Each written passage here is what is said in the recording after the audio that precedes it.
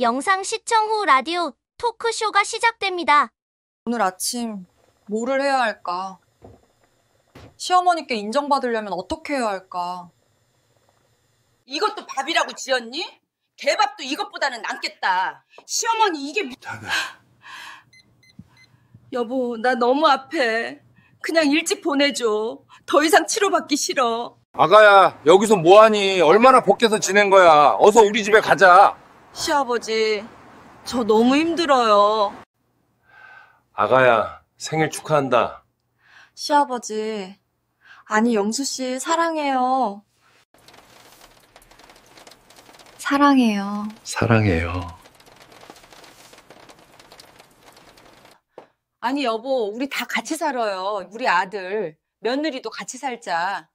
안녕하세요. 오늘 저희가 함께 깊이 파고들 이야기는요. 한 청취자분이 보내주신 정말 마음이 복잡해지는 그런 개인사입니다. 제목이 며느리의 해방과 시아버지의 속죄예요. 한 여성의 인생이 어떻게 정말 180도 달라지는지 그 과정을 한번 따라가 보려고 합니다. 이 이야기 속에 담긴 어떤 결정적인 순간들, 또 감정의 흐름들을 좀 파헤쳐 보는 게 오늘의 목표랄까요? 자, 그럼 한번 시작해 볼까요? 네. 이 사연은 뭐랄까 정말 여러 가지를 생각하게 만들어요.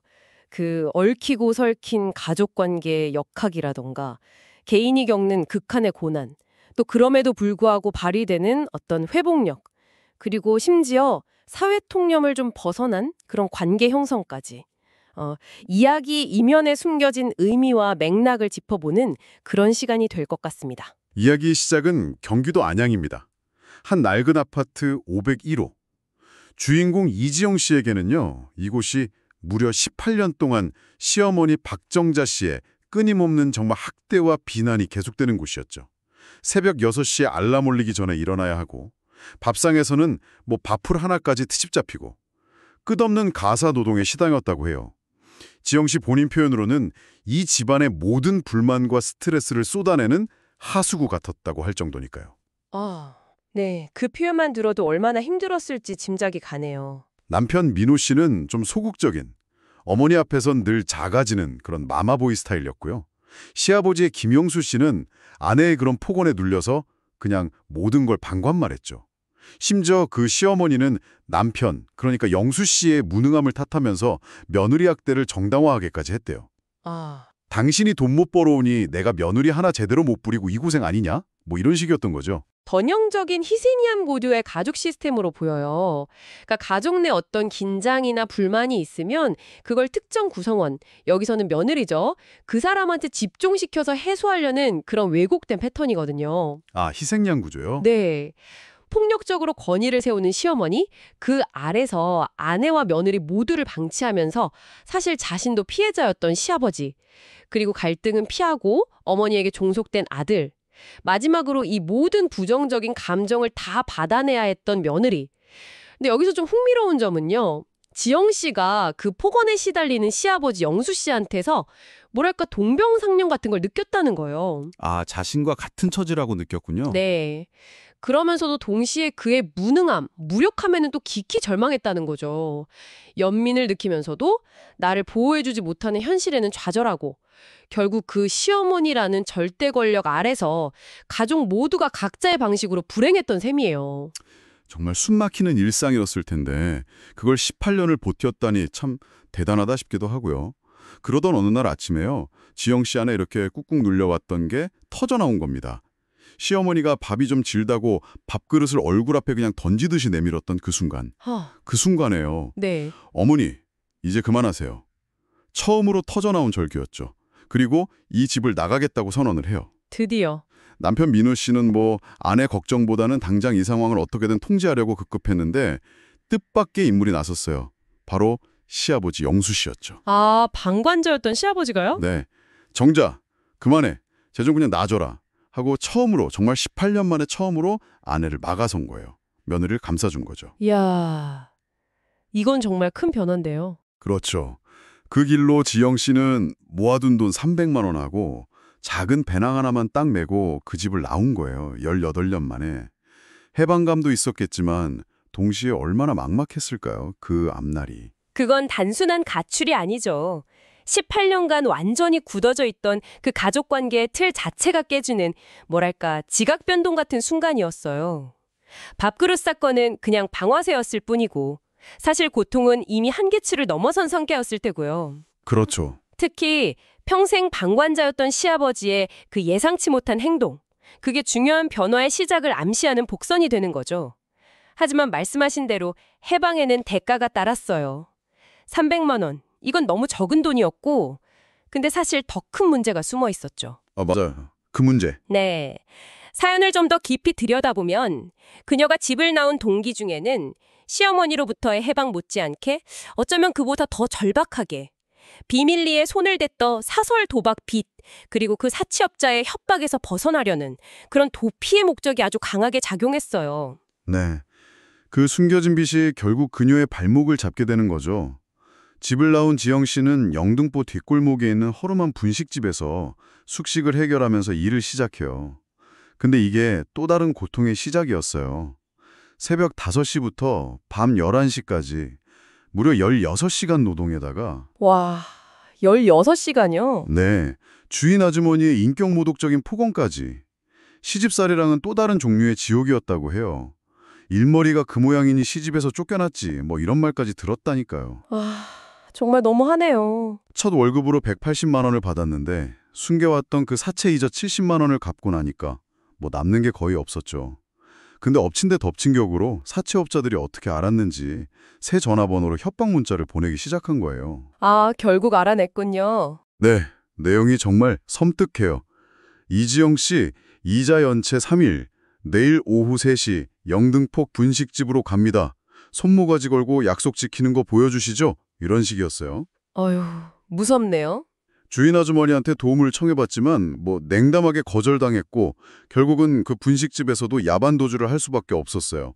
통장 잔고는 100만 원도 채 안 남았고 신분증 없이는 제대로 된 일자리도 구할 수가 없게 되니까 결국 그녀는 모든 걸 체념한 듯하지 굴다리 밑에서 노숙 생활을 시작하게 됩니다.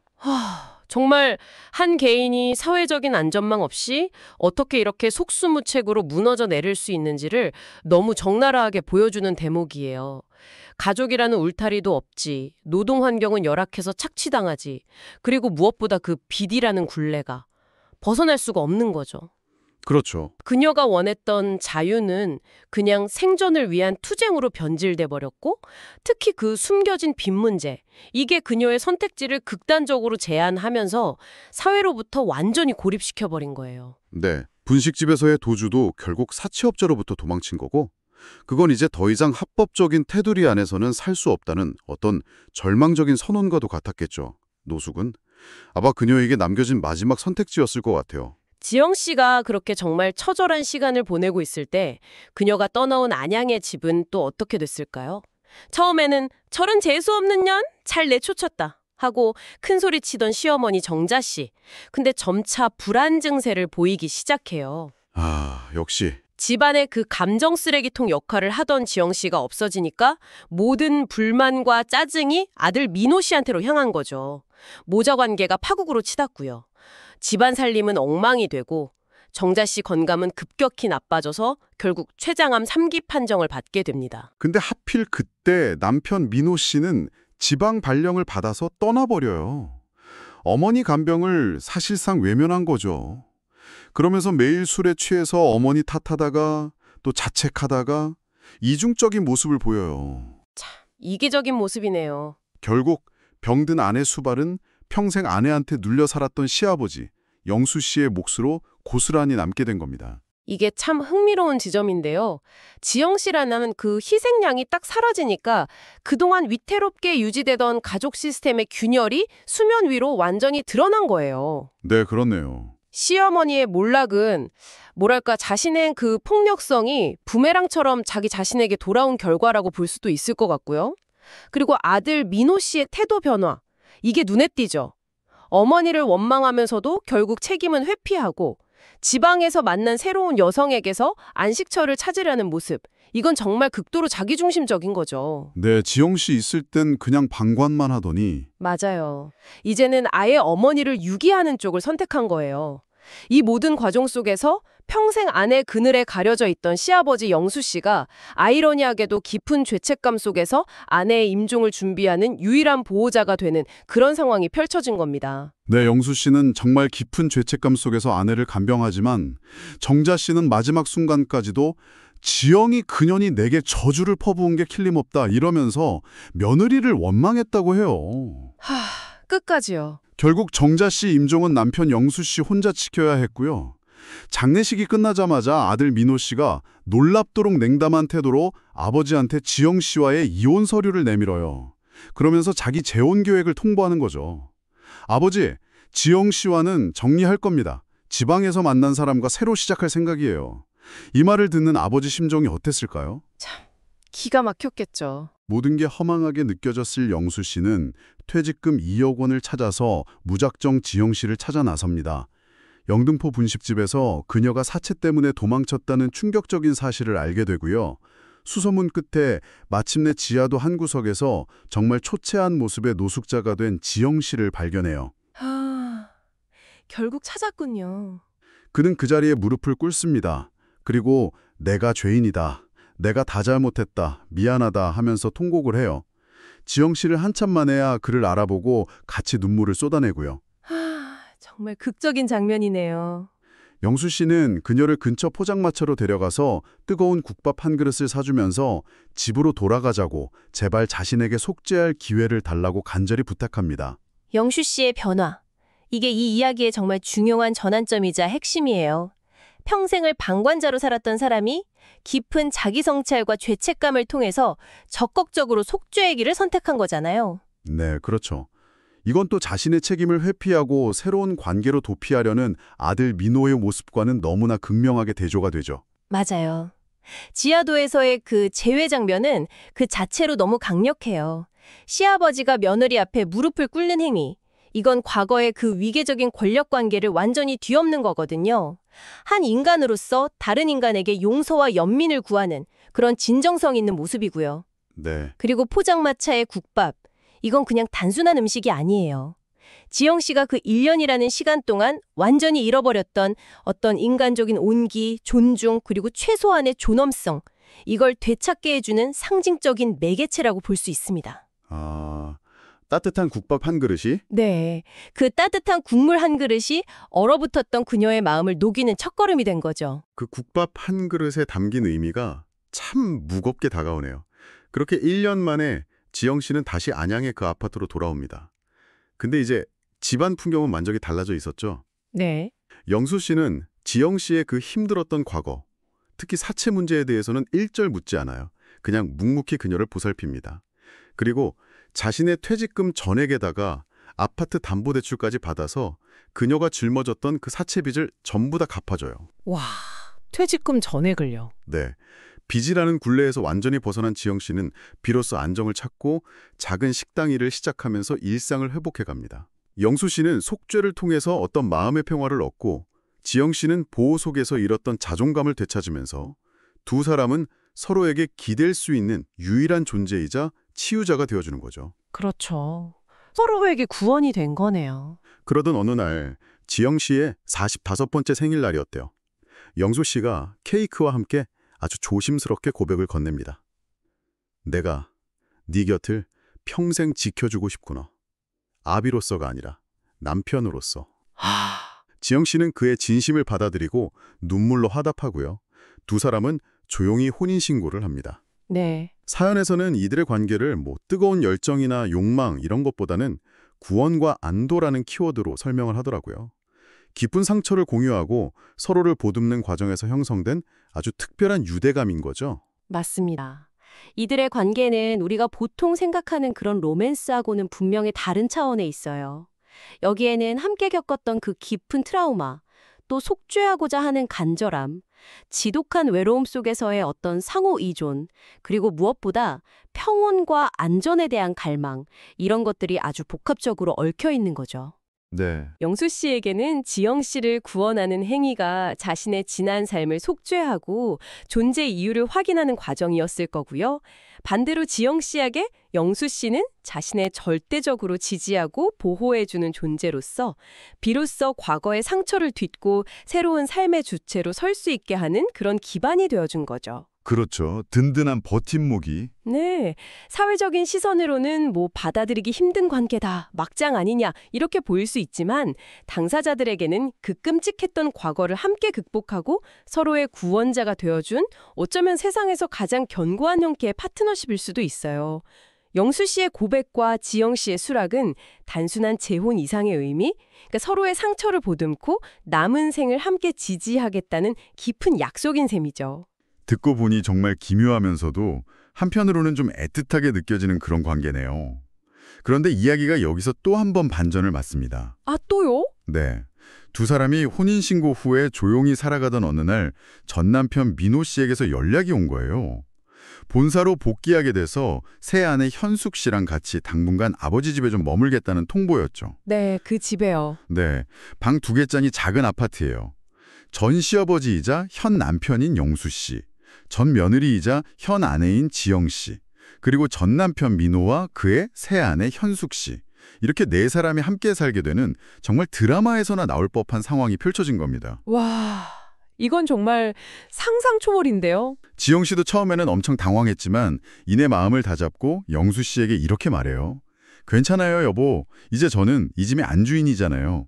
그리고 아주 당당하게 민호 씨 부부를 맞이합니다. 와, 지영 씨가 정말 강해졌네요. 그렇죠. 더 놀라운 건 새롭게 들어온 며느리, 그러니까 현숙 씨가 이 복잡한 관계를 별다른 갈등 없이 받아들인다는 점이에요. 그러면서 지영 씨를 형님이라고 부른대요. 형님이요? 아, 시아버지의 아내 호칭으로? 네, 맞아요. 그 호칭을 아주 자연스럽게 사용한 거죠. 결국 4식구는 그 낡은 아파트에서 기묘한 동거를 시작하면서 이야기는 예상치 못한 어떤 평화 속에서 마무리됩니다. 마지막 장면은 이 모든 관계의 역학이 완전히 재정립되었다는 걸 아주 압축적으로 보여주는 것 같아요. 과거에 시어머니 밑에서 고통받던 그 희생양이었던 지영 씨가 이제는 이 복잡하게 얽힌 관계의 중심에서 안정감과 주도권을 가진 인물로 완전히 탈바꿈한 거죠. 네, 완전히 달라졌어요. 민호 씨 부부를 맞이하는 그 태도는 나는 더 이상 과거의 트라우마에 얽매이지 않겠다는 어떤 단호한 선언처럼 들리기도 하고요. 그리고 새 며느리 현숙 씨의 그 침착하고 현실적인 태도, 이것도 굉장히 중요해요. 아, 그렇죠. 그녀가 지영 씨를 형님으로 존중하는 모습은 과거 시어머니와 며느리 사이에서 반복됐던 그런 파괴적인 관계 패턴이 더 이상 이어지지 않을 거라는 어떤 희망을 보여주는 것 같아요. 어떻게 보면 가장 막장스러운 설정 안에서 역설적으로 과거의 상처를 용서하고 서로의 자리를 인정하면서 형성된 아주 독특하지만 또 현실적인 형태의 새로운 가족 공동체가 탄생했다고 볼 수도 있을 것 같습니다. 비현실적인 상황 속에서 찾아낸 가장 현실적인 공존의 방식일 수도 있겠네요. 오늘 함께 살펴본 며느리의 해방과 시아버지의 속죄 사연, 정말 파란만장했습니다. 한 인간이 겪을 수 있는 극한의 고통과 절망 속에서도 끝내 삶의 끈을 놓지 않고 자신의 자리를 찾아낸 지영 씨의 모습, 그리고 뒤늦게나마 자신의 과오를 깊이 성찰하고 진심으로 속죄하려 했던 영수 씨의 선택, 참 오랫동안 기억에 남을 것 같습니다. 그렇습니다. 이 이야기는 우리에게 가족이란 과연 무엇인지, 그 형태와 의미가 얼마나 유동적일 수 있는지를 다시 묻게 만드는 것 같아요. 또한 가장 깊은 절망 속에서도 치유와 새로운 시작이 어떻게 가능한지에 대한 질문을 던지죠. 용서와 책임이라는 그 무게, 그리고 때로는 가장 예상치 못한 관계 속에서 인간이 서로에게 어떻게 기댈 언덕이 되어줄 수 있는지를 보여줍니다. 이 이야기가. 듣고 계신 당신에게는 어떤 울림을 주었을까요? 아마 각자의 경험과 삶의 가치에 따라서 다른 생각들을 하게 될 텐데요. 그 답을 한번 찾아가는 과정 자체가 꽤 의미 있는 시간이 될 것 같습니다. 오늘의 사연입니다. 사연 시작 전에 구독, 좋아요, 그리고 어느 지역에서 듣고 계시는지 댓글을 달아주세요. 첫 번째, 2023년 2월 1일. 장소, 경기도 안양시 낡은 아파트 501호. 김영수, 66세의 아파트 501호는 18년 동안 며느리 이지영 씨의 지옥이었다.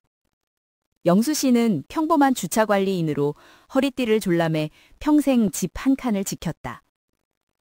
아내 박정자 씨는 평생 전업주부를 살았지만 며느리를 향한 끝없는 비난과 괴롭힘을 유일한 삶의 의욕으로 삼아온 시어머니였다.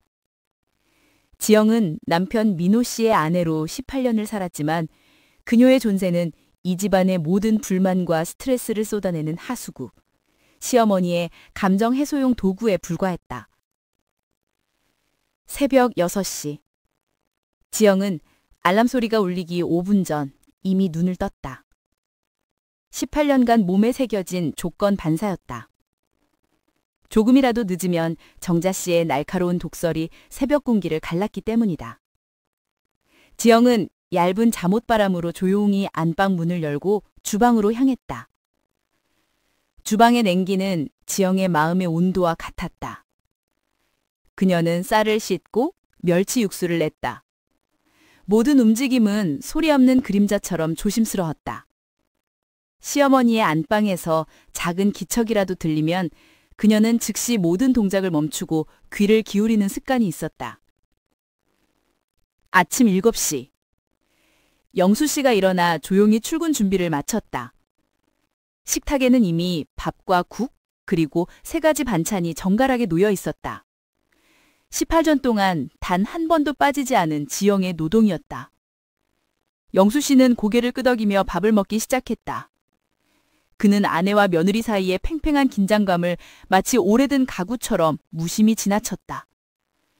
그래야만 이 집에서 자신이 생존할 수 있다고 믿었기 때문이다. 정자 씨는 숟가락을 들었다 놓으며 지영의 신경을 건드리기 시작했다. 너 지금 그 그릇 씻은 거 맞니? 밥풀이 그대로 남아있잖아. 내가 너 때문에 밥맛이 떨어져서 원. 너가 이 집에서 밥 한 술 편히 먹을 자격이 있다고 생각해?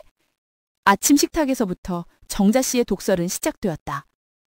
그녀는 지영의 얼굴을 정면으로 보며 밥그릇 안에 밥풀 하나를 젓가락으로 집어부었다. 그 손끝에는 18년 동안 며느리의 영혼을 쥐고 흔들었던 아기가 서려 있었다. 지영은 말없이 밥풀이 붙은 그릇을 다시 가져가 씻었다. 물이 닿자마자 밥풀은 미끄러지듯 떨어졌다. 그녀는 이미 이 모든 것에 익숙했다. 그래, 나는 밥풀 하나도 제대로 못 씻는 하녀야. 그녀는 스스로에게 되뇌이며 자존감을 바닥까지 깎아내렸다.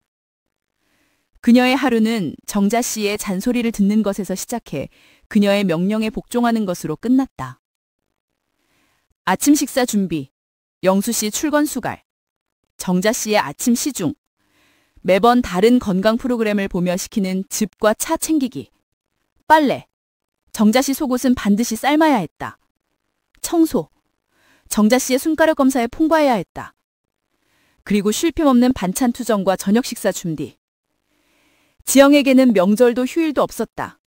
일요일에는 교회를 간다는 정자 씨를 위해 새벽부터 간식을 준비해야 했고, 정자 씨가 교회에서 돌아와 낮잠을 자는 시간만이 지영에게 허락된 유일한 휴식 시간이었다. 그녀는 그 잠깐 동안 자신의 방에 들어가 숨을 쉬었다. 지영의 유일한 구원자는 남편 민호였다. 하지만 민호는 어머니와 아내 사이의 갈등을 회피하는 전형적인 마마보이였다. 그는 은행원으로 늦게까지 회사에 남아 야근하는 것을 집안의 싸움을 피하는 도피처로 삼았다. 그는 항상 밤 10시가 넘어 퇴근했고 집에 와서는 방문을 닫고 스마트폰만 들여다보며 침묵으로 일관했다. 어머니의 잔소리를 듣지 않는 것이 자신을 지키는 유일한 방법이라고 생각했다. 어느 날 저녁, 영수 씨가 퇴근하고 돌아왔다. 정자 씨는 민호와 지영 앞에서 영수 씨에게 소리를 질렀다. 여보, 당신은 평생 주차장이나 기웃거릴 거야? 당신 때문에 이 모양 이 꼴로 산다고. 당신이 돈을 못 벌어오니까 내가 며느리 하나 제대로 못 부려먹고 이 고생하는 거잖아. 당신이 무능하니까 며느리도 나를 우습게 알지? 정자 씨는 영수 씨의 퇴직금과 재산을 모두 자신이 관리하고 있다는 사실을 과시하듯 말했다. 영수 씨는 묵묵히 고개를 숙였다. 그의 구부정한 등은 이미 아내의 독설에 완전히 짓눌려 있었다. 지영은 그 순간 영수 씨의 구부정한 어깨에서 자신의 모습을 보았다. 남편에게도 시어머니에게도 그리고 세상에게도 멸시받는 존재. 지영은 그때 비로소 깨달았다. 이 집에서 자신만 고통받는 것이 아니었다. 영수 씨 역시 평생 정자 씨의 독선과 폭언에 시달려왔던 또 다른 피해자였다. 그는 며느리를 보호할 능력도 용기도 없었지만 그 역시 이 지옥 같은 집의 포로였다. 지영은 그에게서 동병상련을 느꼈고 동시에 그 무능력에 대한 깊은 절망을 느꼈다. 이 집의 모든 사람은 박정자라는 태양 주위를 도는 불행한 위성이었다. 두 번째, 2023년 3월 5일, 장소, 경기도 안양시 낡은 아파트 거실. 그날 밤 지영은 잠을 이룰 수 없었다. 그녀는 자신의 통장을 확인했다.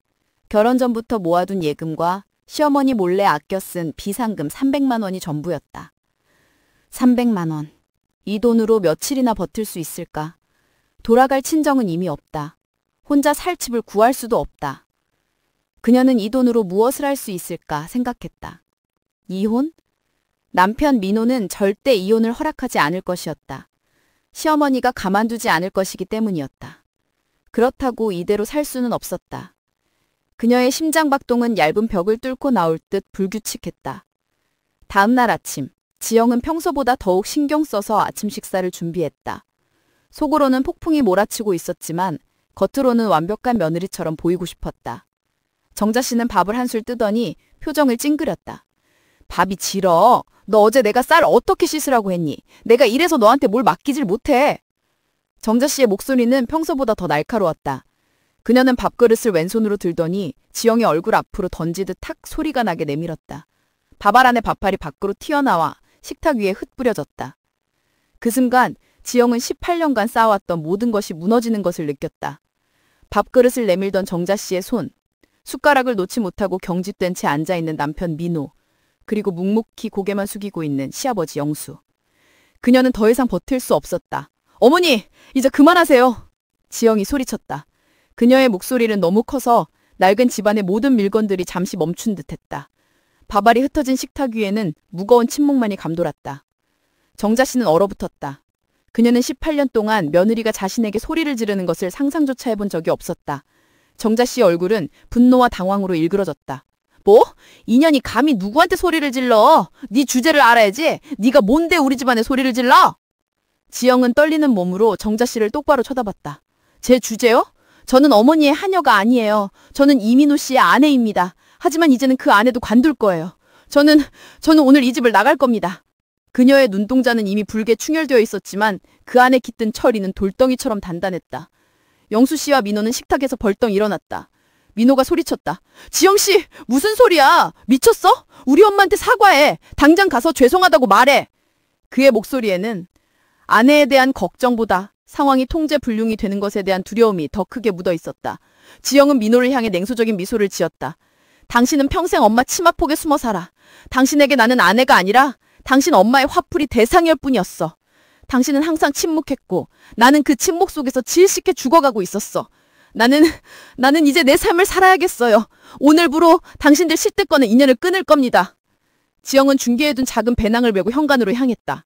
배낭 안에는 300만 원과 몇 벌의 옷, 그리고 낡은 일기장이 전부였다.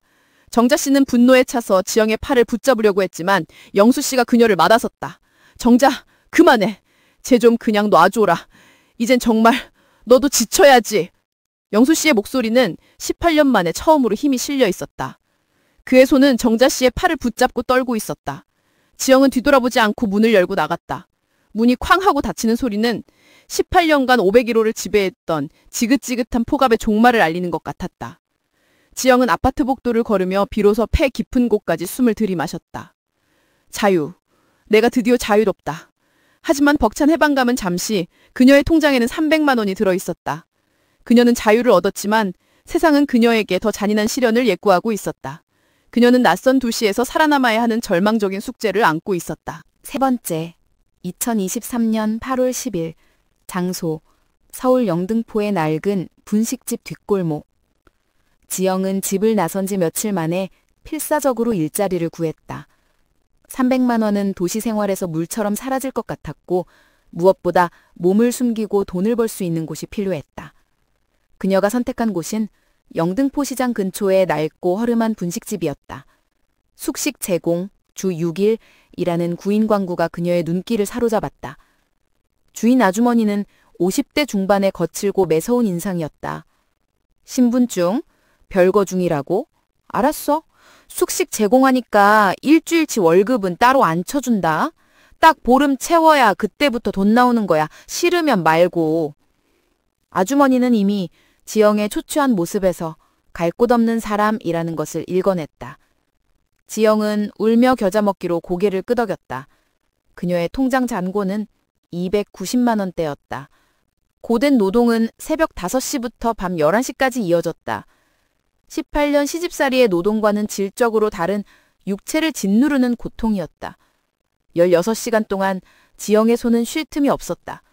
그녀는 뜨거운 튀김 냄비 앞에서 땀을 비오듯 흘렸고 쉴 새 없이 몰려드는 손님들의 그릇을 닦아냈다. 설거지 물에는 튀김 기름과 음식 찌꺼기가 둥둥 떠다녔고 고무장갑 속의 손은 진물로 퉁퉁 부어올랐다. 가장 괴로웠던 것은 아주머니의 감시와 폭언이었다. 주인 아주머니는 지영에게 시어머니 정자 씨와 똑같은, 아니 더 지독한 독설을 퍼부었다. 일머리가 그렇게 없어서 시집에서 쫓겨난 거야? 밥 축내는 주제에. 고된 노동 속에서 지영은 한 달을 버텼다. 첫 월급 180만 원을 받은 날, 지영은 숨을 쉴 수 있었다. 하지만 그 숨은 오래가지 못했다. 그녀는 결혼 생활 동안 정자 씨의 감시를 피해 스트레스를 풀기 위해 그리고 시어머니의 돈을 몰래 빼돌려 생활비를 마련하려 사설 도박에 손을 댔었고 이자를 막기 위해 사채에까지 손을 댔던 것이다. 이 사실은 그녀가 집을 나설 때도 민호에게 숨겼던 그녀 인생의 가장 큰 어둠이었다. 그녀가 집을 나선 것도 사실은 시어머니의 독선에서 벗어나기 위함도 있었지만 곧 들이닥칠 사채업자의 협박에서 벗어나기 위한 도피의 성격이 더 강했다. 첫 월급을 받자마자 그녀는 통장에 들어온 돈을 사채업자에게 송금했다. 원금은 그대로였고 이자만 70만 원이 빠져나갔다. 이 지독한 굴레는 그녀를 놓아주지 않았다.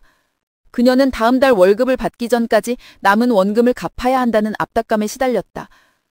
게다가 분식집 창고 숙소의 낡은 벽에 붙어있던 그녀의 핸드폰 번호를 사채업자들이 어떻게 알았는지 며칠 뒤부터 매일 밤 협박 문자가 쏟아졌다. 이지영 씨, 이자 연체 3일, 내일 오후 3시 영등포 분식집으로 사람 보냅니다. 아가씨, 손모가지 걸고 약속 지키시오. 숨을 곳 없으니 괜한 수작 부리지 말고. 지영은 그 문자를 보고 온몸이 돌처럼 굳었다. 사채업자의 그림자는 18년 갇혀 살았던 시댁보다 더 무서운 지옥이었다. 그녀는 주인 아주머니에게 사정하여 돈을 빌려보려 했지만 아주머니는 매몰차게 거절했다. 나도 돈놀이하는 사람한테는 안 엮여. 엮이고 싶지 않으면 당장 네 문제 해결하고 나가. 그날 밤 11시 모두가 잠든 틈을 타 지영은 배낭을 챙겼다. 그녀는 주인 아주머니에게 줄 쪽지도 인사도 남기지 않았다. 그녀의 유일한 목표는 영등포 분식집이라는 흔적을 지우는 것이었다. 그녀의 통장에는 100만 원이 채 되지 않는 돈만 남아 있었다. 사채업자에게서 도망치기 위해 그녀는 이제 숙식 제공되는 일자리조차 구할 수 없었다. 신분증이 필요한 모든 곳은 그녀에게 지옥이었다. 그녀는 굴다리 밑에 인적이 드문 곳, 노숙자들이 모이는 곳으로 발걸음을 옮겼다. 그녀에게 남은 선택지는 돈을 벌어 빚을 갚는 것이 아니라 세상의 시선에서 완전히 사라지는 것뿐이었다. 그녀의 눈빛은 이미 삶에 대한 기대를 완전히 버린 절망적인 공허함으로 가득 차 있었다. 그녀의 노숙 생활이 그렇게 시작되었다. 네 번째, 2023년 12월 5일, 장소 경기도 안양시 낡은 아파트. 지영이 집을 나간 지 6개월이 흘렀다. 안양의 아파트 5층 501호는 침묵 속에 잠겨 있었다. 시어머니 박정자 씨는 처음 며느리가 나간 날 시원하다며 잔치를 벌일 기세였다. 저런 싹수 없는 년, 진작에 내보냈어야지. 내 말이 맞지? 며칠 굶으면 기어들어 온다. 그때 내가 얼마나 잘해줬는지 떼닫겠지. 하지만 며칠이 지나고 몇 주가 지나도 지영은 돌아오지 않았다. 남편 민호는 처음에는 아내에게 화를 냈지만 며칠 뒤부터는 불안해하며 아내의 휴대폰에 수십 통의 전화를 걸었다. 물론 휴대폰은 이미 정지된 상태였다. 민호는 이제 어머니 정자 씨에게 책임을 따지기 시작했다. 엄마, 지영 씨가 왜 나갔어? 엄마가 너무 심하게 몰아붙였잖아. 당신은 맨날 나만 바라보라고 하면서 왜 지영 씨는 그렇게 괴롭혔는데? 당신 때문에 내 결혼 생활이 이렇게 됐잖아. 민호의 목소리가 커지자 정자 씨는 민호를 노려봤다. 이게 네 어미한테 소리를 질러? 네가 내 아들이야? 그년이 뭐라고 지영이를 몰아세워? 너 그게 압이 없다고 무시하는 거야. 정자 씨의 노는 붉게 충혈되었지만 그녀의 목소리에서는 예전과 같은 단호함이 없었다. 며느리가 없으니 집안에 자신의 권위에 순종할 사람이 없어진 것이다. 그렇게 모자 관계는 최악으로 치달았다. 18년 동안 시어머니의 방패막이었던 지영이 사라지자 정자 씨의 화살은 고스란히 아들 민호에게 돌아왔다. 민호는 매일 퇴근 후 술에 취해 들어왔다. 그의 방에는 지영의 텅 빈 옷장이 그대로 남아 있었고 그 옷장을 볼 때마다 민호는 술을 더 마셨다. 그는 어머니를 탓했고 지영을 이해하지 못한 자신을 자책했다. 집안은 지영이 떠난 후 급속도로 황폐해졌다. 밥은 컵라면이나 배달음식이 전부였고 설거지는 싱크대에 쌓여 악취를 풍겼다.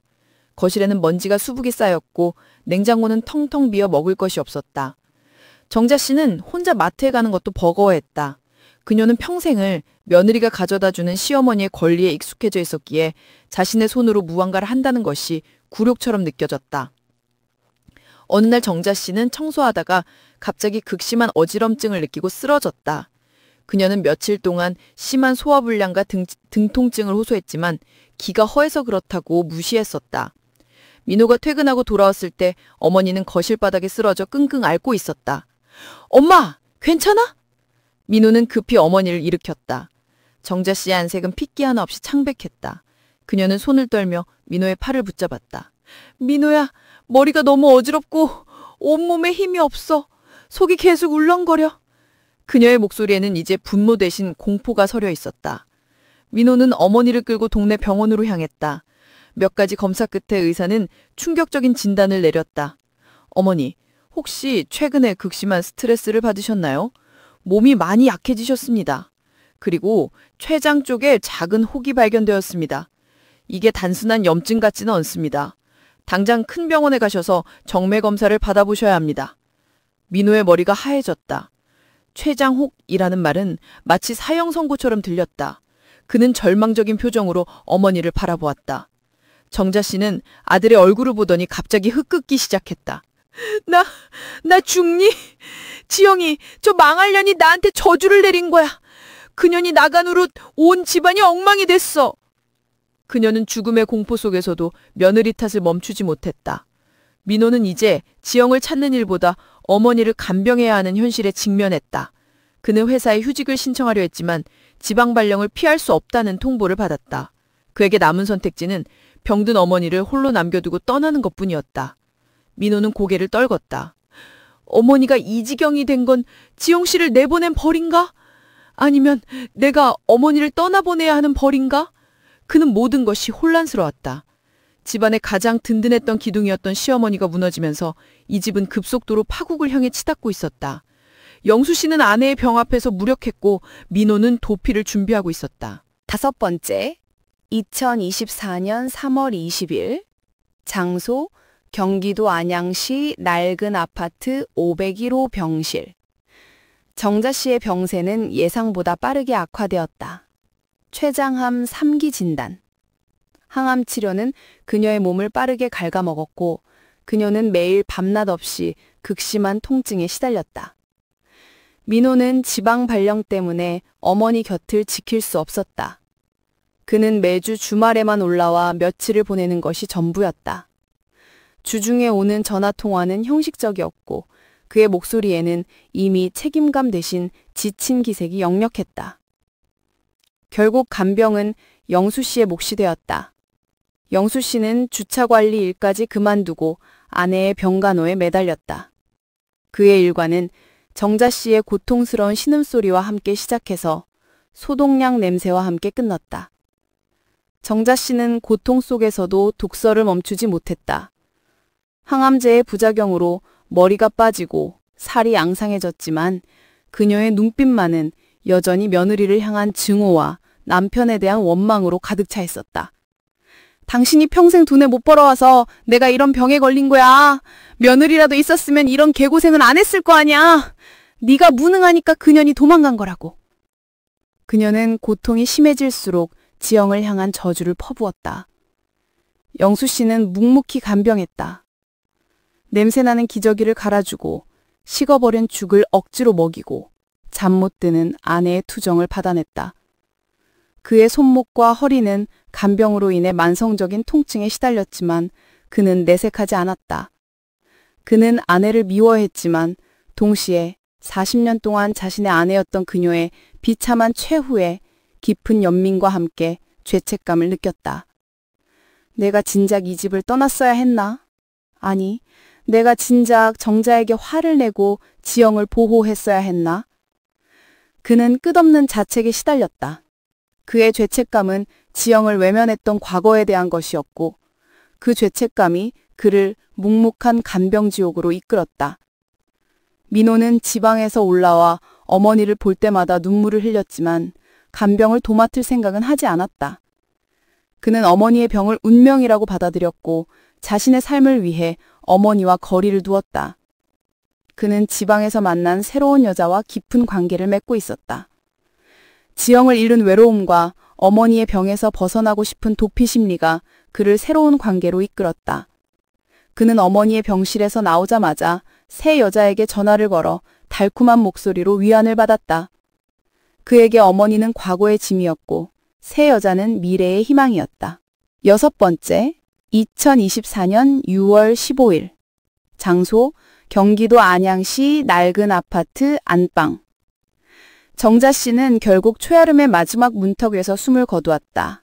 그녀의 임종 직전까지도 지영이 그년 내가 죽는 꼴을 보여줘야 하는데 라는 원망을 중얼거렸다. 그녀의 임종을 지킨 사람은 남편 영수 씨뿐이었다. 정자 씨의 숨이 멎자 영수 씨는 그 자리에서 무너졌다. 그는 울었지만 그것은 슬픔만은 아니었다. 40년간 지속된 고통의 족쇄가 풀린 안도감과 그녀를 증오했지만 결국 지켜주지 못했다는 회한이 뒤섞인 복잡한 눈물이었다. 민호는 회사 일 때문에 하루 늦게 도착했다. 그는 어머니의 싸늘한 시신 앞에서 형식적인 눈물을 흘렸다. 장례는 조촐하게 치러졌다. 찾아온 조문객도 거의 없었다. 정자 씨가 평생 주변 사람들과 불화를 겪었기 때문이었다. 장례를 마친 후 민호는 영수 씨에게 차갑게 말했다. 그의 눈빛은 이미 어머니에게서 완전히 벗어난 듯 홀가분해 보였다. 아버지, 저는 지방으로 완전히 이주할 생각입니다. 어머니도 돌아가셨으니 저는 더 이상 서울에 미련이 없습니다. 그리고 지영 씨와 이혼 절차를 밟을 겁니다. 법원에서 이혼 조정 서류를 보내면 바로 정리해 주십시오. 민호는 지방에서 만난 여자와의 결혼을 위해 지영과의 관계를 최대한 빨리 끊고 싶어 했다. 제 인생을 새로 시작하고 싶습니다. 지방에서 만난 사람과 재혼할 생각입니다. 상대방도 제 사정을 이해해줬습니다. 영수 씨는 아들의 냉정한 결정에 아무 말도 할 수 없었다. 그는 아들을 막을 자격이 없었다. 아들은 평생 괴로운 집에서 벗어나려는 몸부림처럼 보였다. 그래, 민호야. 네 인생이니 네가 결정해라. 지영에게는 내가 연락만 하마. 영수 씨는 차마 지영이 지금 노숙자 생활을 하고 있다는 사실을 아들에게 말할 수 없었다. 아들은 어머니의 사망과 동시에 지영을 잇기로 결심한 듯 보였다. 민호가 떠난 후 영수 씨는 정자 씨의 유품을 정리했다. 40년간 아내로 살았지만 남은 것은 며느리를 괴롭히던 도구들과 독설이 담긴 일기장 몇 건뿐이었다. 영수 씨는 자신이 평생 외면했던 지영의 고통을 비로소 마주했다. 그는 문득 지영이 보고 싶었다. 그녀가 이 지옥 같은 집에서 해방된 것을 기뻐하는지 아니면 여전히 고통받고 있는지 알고 싶었다. 영수 씨는 자신이 퇴직금으로 받은 돈 2억 원을 들고 지영이 마지막으로 일했던 영등포 분식점을 찾아갔다. 분식점 주인에게서 지영이 사채업자들에게 쫓겨 도망쳤다는 이야기를 들은 영수 씨는 충격에 빠졌다. 사채? 대체 무슨 일이 있었던 게야? 영수 씨는 며느리의 그림자가 그토록 깊은 절망 속에 잠겨 있다는 사실을 몸서리쳤다. 그는 영등포 일대의 노숙자 쉼터와 지하도를 며칠간 헤맸다. 그리고 마침내 영등포역 지하도 근처 가장 어둡고 냄새나는 구석에서 흙과 때에 뒤덮인 뼈만 앙상한 며느리 지영을 발견했다.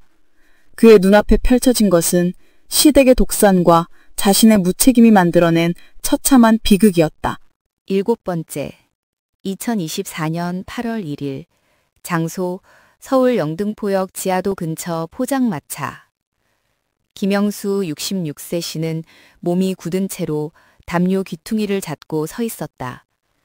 그의 눈앞에는 흙과 때로 범벅이 되어 원래의 모습을 알아보기 힘들지만 분명히 그의 며느리 이지영 44세의 얼굴이 있었다.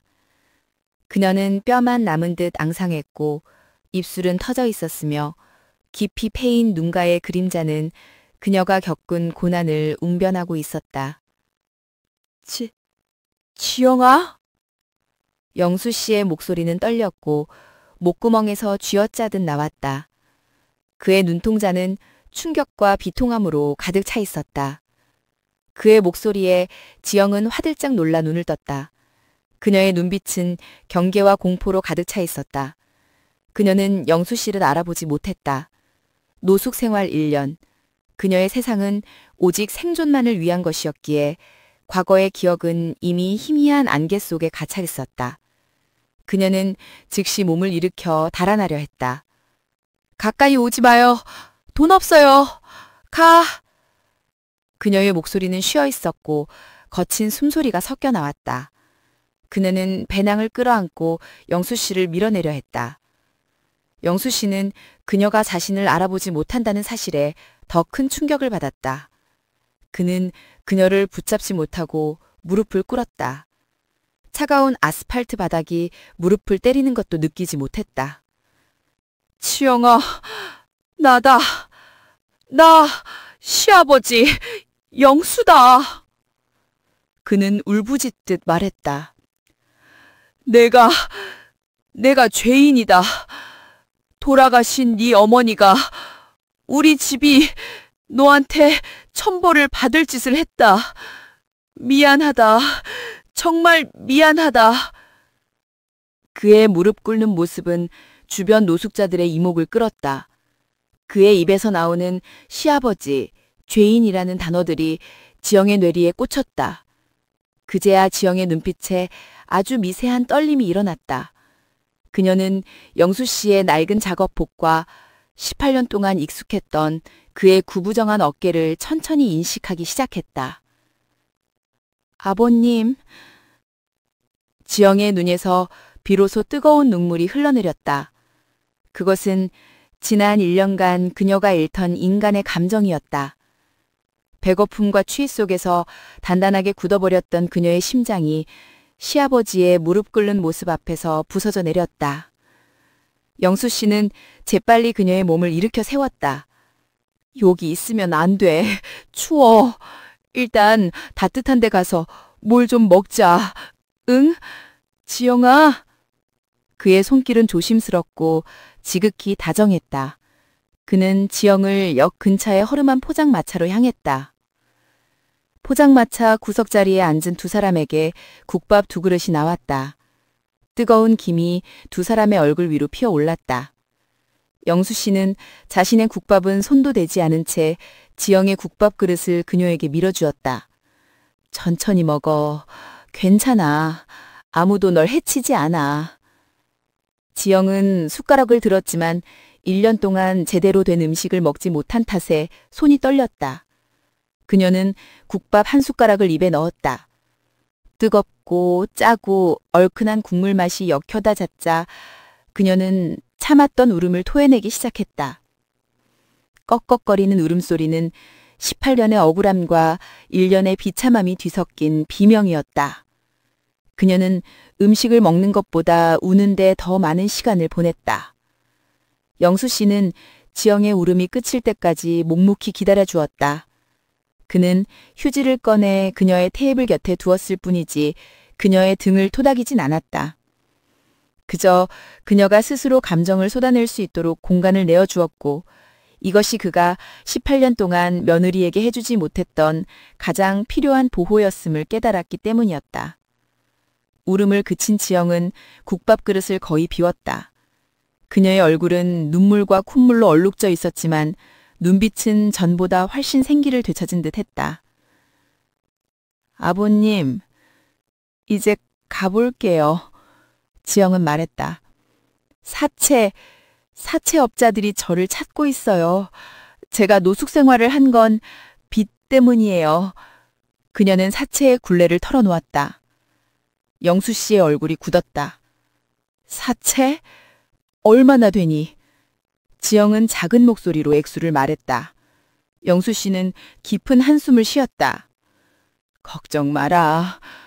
네 어머니 정자가 아팠을 때 네가 나가서 얼마나 고생했는지 알고 있다. 내가 그 짐을 대신 짊어마. 영수 씨는 그녀의 말을 잘랐다. 우리 집에 가자, 지영아. 네 어머니 짐은 다 치웠다. 방 하나 비어 있어. 가서 씻고 따뜻하게 자야지.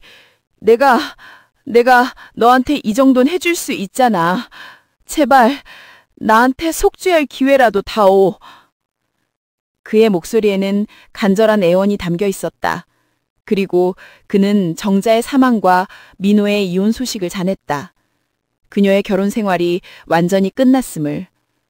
결국 지영은 고개를 끄덕였다.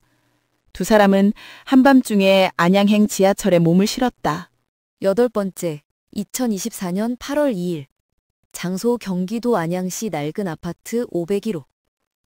지영이 1년 만에 501호 아파트 문을 열고 들어섰다. 낯익은 복도, 낡은 신발장. 그러나 집안의 공기는 1년 전과 완전히 달랐다. 예전에는 곰팡이와 시어머니의 독설로 가득 찬 무거운 공기였다면 지금은 텅 비고 차가운 고독의 냄새만 남아있었다. 네가 쓰던 방 그대로야. 짐은 다 치웠다. 영수 씨가 말했다. 일단 목욕부터 하자. 옷도. 지영의 방은 1년 전 그대로였지만 집안 곳곳에 정자 씨의 흔적은 희미해져 있었다. 영수 씨가 방 구석구석을 깨끗이 치운 흔적이 역력했다. 지영은 말없이 화장실로 들어갔다. 그녀는 뜨거운 물을 틀었다. 1년 만에 몸을 씻는다는 것은 고통스러운 일이었다. 피부에 달라붙은 때와 냄새, 그리고 노숙 생활의 흔적들이 물줄기에 씻겨 나갔다. 그녀는 거울을 보았다. 여전히 낯설고 초췌했지만 적어도 사람의 형태를 되찾고 있었다. 물은 죄를 씻어내듯 바닥으로 흘러내렸다. 목욕을 마친 지영에게 영수 씨는 낡은 운동복 한 벌을 내밀었다. 정자 씨가 입던 옷이었다. 지영은 잠시 망설였지만 감사하다는 듯 옷을 받아 입었다. 옷에서는 아직 희미하게 정자 씨의 냄새가 났다. 그 냄새는 그녀를 다시 죄인으로 만드는 것 같았지만 동시에 이제는 그녀가 사라졌다는 사실을 확인시켜주는 안도감을 주었다. 그날 밤 지영은 1년 만에 따뜻한 방에서 이불을 덮고 잠이 들었다. 그녀는 너무 깊이 잠들어 다음날 아침 해가 중천에 뜰 때까지 깨어나지 못했다. 영수 씨는 아침 일찍 출근했다. 그는 식탁 위에 따뜻한 밥과 간소한 반찬을 덮어두고 작은 쪽지를 남겼다. 천천히 먹어라. 나는 7시에 돌아온다. 문 잠가놓고 밖에 나가지 마라. 그의 배려와 보호는 지영에게 18년간 잃었던 안정감을 되돌려 주었다. 지영은 쪽지를 읽고 묵묵히 밥을 먹었다. 그가 남긴 밥은 짜지도 싱겁지도 않은 그녀가 18년 동안 원했던 보통의 밥이었다. 지영은 집안에 갇혀 지냈다. 세상으로 나갈 용기가 없었다. 혹시라도 민호를 마주칠까 두려웠고 사채업자들이 찾아올까봐 겁이 났다. 며칠이 흘렀다. 그들의 공동생활은 철저히 침묵의 규칙 아래 이루어졌다. 영수 씨는 그녀에게 과거의 일, 시어머니의 일, 아들 민호의 일에 대해 단 한마디도 묻지 않았다. 오직 현재의 식사와 안전만을 제공했다. 그리고 그는 퇴직금과 아파트 담보대출 서류를 들고 사채업자들을 찾아다니기 시작했다. 지영은 영수 씨가 출근한 사이에만 집안일을 했다. 낡은 집을 깨끗하게 청소하고 빨래를 했다. 그녀의 노동은 자신이 이 집에 얹어 사는 대가이자 지난날의 고통으로부터 도망친 것에 대한 일종의 침묵하는 속죄였다. 이 기묘한 동거는 이상하리만치 평화로웠다. 영수 씨는 18년 만에 따뜻한 밥을 먹고 깨끗한 옷을 입었다. 그는 아내에게 끊임없이 시달리던 때와 달리 지영의 조용한 존재감 속에서 비로소 안정을 찾았다. 지영 역시 자신을 비난하거나 멸시하지 않고 그저 보호해주는 영수 씨의 존재 속에서 잃었던 인간성을 회복해 나갔다. 일주일째 되던 날 저녁, 영수 씨가 출근하고 돌아왔다. 그는 굳은 얼굴로 식탁에 앉았다. 지영아, 할 말이 있다. 지영은 긴장했다. 이제 그가 자신을 쫓아내려 하는구나 생각했다. 영수 씨는 낡은 우편물 하나를 지영에게 내밀었다. 민호에게서 왔다. 너희 이혼 서류일 거다. 내 주소로 보냈더구나. 그리고 민호는 이번 달에 재혼한단다. 여자는 8살 연하의 지방 출신의 와자고 아마 곧 이 근처로 올라올 것 같다. 지영은 떨리는 손으로 우편물을 받았다. 봉투 겉면에는 내용 증명이라고 선명하게 적혀 있었다. 그것은 그녀의 결혼 생활이 공식적으로 끝났음을 알려주는 차가운 현실적인 통지서였다. 아들의 재혼 소식은 그녀의 과거가 완벽하게 정리되었음을 의미했다. 18년간의 족쇄는 이제 완전히 끊어졌다. 그녀는 이제 누구의 며느리도 누구의 아내도 아니었다. 그저 이지영이었다. 영수 씨와 지영은 피 한 방울 섞이지 않은 법적으로도 아무 관계가 없는 남이 되었지만 그들의 관계는 속죄하는 시아버지와 인간성을 회복하는 전 며느리라는 기묘한 형태로 깊어지고 있었다. 아들의 재혼 소식은 그들의 막장 드라마를 끝내는 것이 아니라 상상을 초월한 새로운 관계의 서막을 열었다. 9번째, 2025년 2월 20일, 장소 경기도 안양시 낡은 아파트 거실. 이혼 서류가 도착하고 민호가 재혼했다는 소식이 들린 지 반년이 지났다. 그 기간 동안 영수 씨는 자신의 모든 것을 쏟아부었다. 영수 씨는 지영의 사채빚 전액을 자신의 퇴직금과 아파트 담보대출을 이용해 모두 청산해 준 것이다. 그는 이 모든 고통이 자신의 무능과 아내의 독선에서 비롯되었다고 믿었고 지영에게 평생 속죄할 의무를 느꼈다. 빚이 청산되었다는 통보를 받은 날 지영은 영수 씨의 품에 안겨 어린아이처럼 서럽게 울었다. 그것은 진정한 해방의 눈물이었다. 빚의 굴레에서 벗어난 지영은 영수 씨의 추천으로 집 근처 사무실에 탕비실 관리 일을 구해 낮 시간에 출근하기 시작했다. 그녀는 이제 더 이상 불안과 공포에 시달리지 않았다. 출퇴근을 시작한 지영의 얼굴은 1년 전의 그늘을 걷어내고 있었다. 눈빛에는 생기가 돌았고 얼굴에는 은은한 화색이 감돌았다. 그녀는 영수 씨가 출근한 사이에 집안일을 하고 저녁 식탁에서 하루에 있었던 일을 담담하게 이야기했다. 오늘 탕비씨 커피가 맛있다고 칭찬받았어요. 오늘 마트에서 콩나물이 싸서 많이 사왔어요. 같은 소소한 이야기들. 영수 씨는 그녀의 이야기를 들으며 고개를 끄덕이고 미소 지었다. 영수 씨는 지영의 삶에 작은 안정감을 주는 보호자였고 지영은 그에게 잃었던 평화로운 일상을 돌려준 동반자였다. 그들은 서로에게 18년간의 고통을 함께 겪었지만 이제는 서로의 상처를 보듬어주는 치유자가 되었다. 어느 날 저녁, 영수 씨는 조심스럽게 지영에게 생일 케이크를 사들고 왔다. 지영의 45번째 생일이었다. 촛불을 끄고 난 후 영수 씨는 지영의 손을 잡았다. 40대 여성의 곱지 않지만 단단해진 손과 60대 남성의 뼈마디 굵은 거친 손이 맞닿았다. 두 사람의 손에는 세월과 고난의 흔적이 고스란히 남아 있었다. 지영아, 민호는 이제 내 남편도 아니고 나는 내 시아버지도 아니다. 나는 이제 완전히 혼자다. 그리고 너도 혼자다. 영수 씨는 떨리는 목소리로 속삭였다. 내가 내게 새 삶을 주었듯이 너도 나에게 갇혀 살던 내 인생에 새 삶을 주었으면 한다. 내가 내 옆에서 평생 지켜주고 싶다. 아비로서가 아니라 남편으로서. 지영은 그의 눈을 깊이 들여다봤다. 그 눈에는 욕심이나 음란함이 없었다. 오직 그녀에 대한 한결같은 연민과 외로움에 몸부림치는 한 노인의 간절함이 있었다. 시부모와 며느리의 관계를 넘어 그들의 관계는 이미 지독하게 외로웠던 두 영혼의 만남이었다. 영수 씨, 저는 이제 갈 곳이 없어요. 하지만 더 이상 갈 곳이 없다는 사실 때문에 여기 있는 게 아니에요. 저는 영수 씨 덕분에 다시 살고 있어요. 이 집에서 제가 다시 태어났어요. 영수 씨의 남은 삶을 제가 책임지고 싶어요. 지영은 눈물을 흘리며 고개를 끄덕였다. 그녀에게 영수 씨는 구원자였고 동반자였으며 이제는 유일한 가족이 될 사람이었다. 확장된 내용, 심리적 친밀감과 안도감. 그날 밤 지영은 영수 씨의 안방으로 들어갔다. 그것은 18년 전 민호와 결혼했을 때처럼 떨림이 있는 순간이었다. 하지만 그때의 떨림은 미래에 대한 막연한 불안이었다면 지금은 잃었던 모든 것을 되찾는 것에 대한 경외감이었다. 영수 씨는 안방의 작은 침대에 지영을 조심스럽게 눕게 했다. 그는 반대편에 등을 돌리고 누웠다.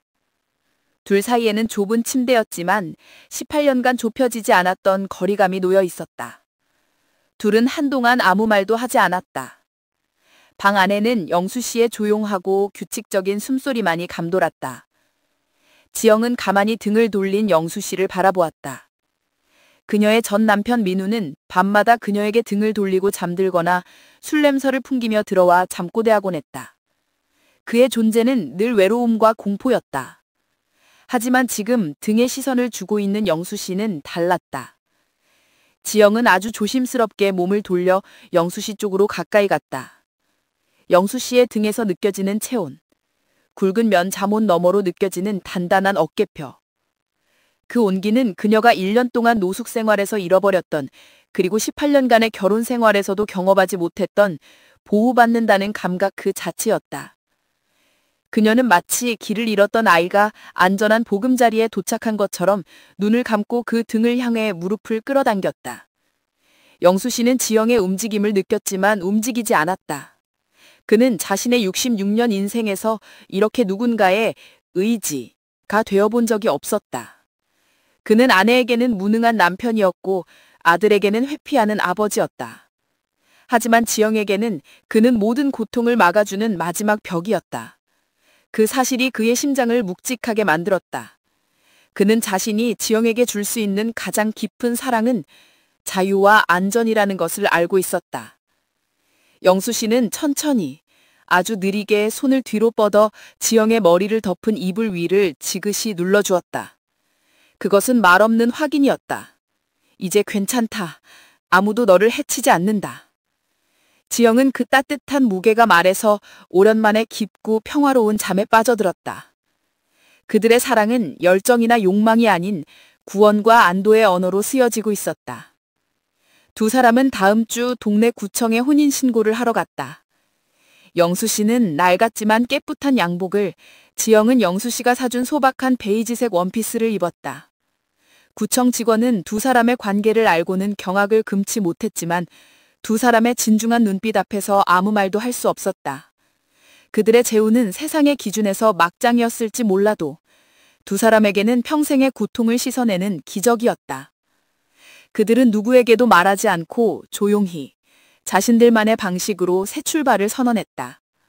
10번째, 2025년 4월 10일, 장소 경기도 안양시 낡은 아파트 501호. 지영과 영수 씨가 혼인신고를 마친 지 2달이 지났다. 그들의 새로운 삶은 평범하고 소박했지만 그 안에 담긴 평화는 금보다 귀했다. 잔소리도 비난도 회피도 없는 평온한 일상이었다. 영수 씨는 60대의 나이에 비로소 아내의 비난이 아닌 진정한 존중이 담긴 평화로운 가정을 이루었다. 지영은 이제 탕비실 관리 일 대신 집 근처 반찬 가게에서 일하며 생활비를 보탰다. 그녀는 이제 당당하게 돈을 벌고 자신의 선택으로 사랑하는 사람과 가정을 이루었다. 그러던 어느 날 민호에게서 연락이 왔다. 아버지, 저희 이제 안양으로 올라갑니다. 제가 본사로 복귀하게 됐어요. 현숙 씨도 저랑 같이 올라와야 합니다. 영수 씨는 순간 당황했다. 벌써? 그럼 어디서 살 건데? 당분간은 아버지 집에서 살려고요. 새 아내 현숙 씨도 집안 사정 이해한다고 했습니다. 보증금 마련할 때까지만요. 방 하나만 주십시오. 제가 당장 급합니다. 민호의 목소리에는 간절함과 함께 자신의 필요를 우선시하는 단호함이 섞여 있었다.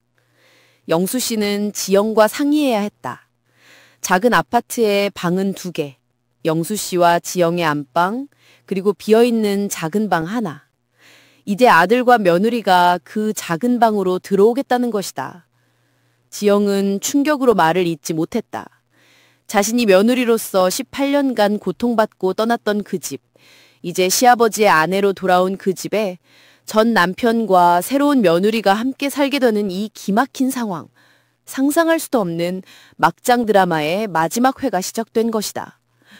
저녁 식탁에서 영수 씨가 말했다. 지영아, 민호가 들어온단다. 내 전 남편과 그의 새 아내가 우리 집에. 불편하면 내가 방을 따로 알아볼게. 당신은 이제 이 집의 주인이니까 당신 뜻이 중요해. 영수 씨는 지영의 눈치를 살폈다. 지영은 물 한 모금을 마시고 애써 미소 지었다. 괜찮아요, 영수 씨. 이제 저는 그들의 전 며느리가 아니라 이 집의 안주인이에요. 그리고 영수 씨의 아내고요. 우리가 잘못한 건 없잖아요. 그들도 우리처럼 이 집에서 평화롭게 살 수 있기를 바라야죠. 그녀의 목소리는 떨렸지만 눈빛은 단호했다. 사채업자도 노숙 생활도 이겨낸 지영에게 전 남편과 새로운 며느리의 등장은 더 이상 공포가 아니었다. 그것은 그녀가 얼마나 단단해졌는지 시험하는 마지막 무대였다. 며칠 뒤 민호와 그의 새 아내 현숙 37세가 짐을 들고 501호 현관 앞에 섰다. 현숙은 단정하고 조용한 인상의 여성이었다. 현관문을 연 것은 지영이었다. 민호는 현관에서 지영을 보자마자 얼굴이 굳었다. 그의 눈은 충격과 당황 그리고 미안함으로 뒤섞여 있었다. 지영 씨, 당신은 여긴 왜? 민호는 지영이 아버지와 재혼했다는 사실을 알고 있었지만 이 상황을 현실로 받아들이지 못했던 것이다. 인사드리세요, 민호 씨. 그리고 현숙 씨. 저는 이 집의 안주인, 영수 씨의 아내 이지영입니다. 지영은 민호의 눈빛에서 과거 자신이 겪었던 무기력함의 잔재를 모았다. 그녀는 이제 그를 연민했다. 현숙은 조용히 상황을 파악하더니 예상보다 침착하게 대처했다. 그녀는 민호의 팔을 잡고 지영에게 공손히 고개를 숙였다. 어서 오세요, 형님. 저희가 당분간 신세를 지겠습니다. 현숙은 지영을 전 남편의 전처가 아닌 시아버지의 현재 아내, 즉 시아버지의 아내에게 사용하는 호칭인 형님을 선택했다.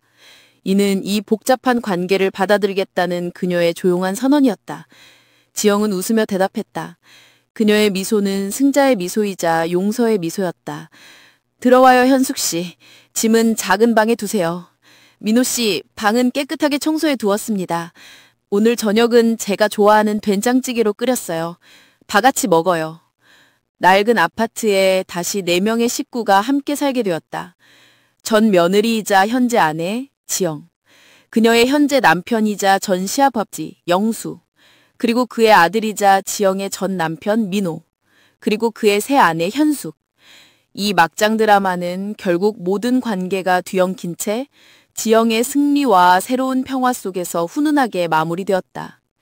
그들은 서로의 복잡한 과거를 용서하고 받아들이며 기묘하고도 현실적인 형태의 새로운 가족을 이루었다.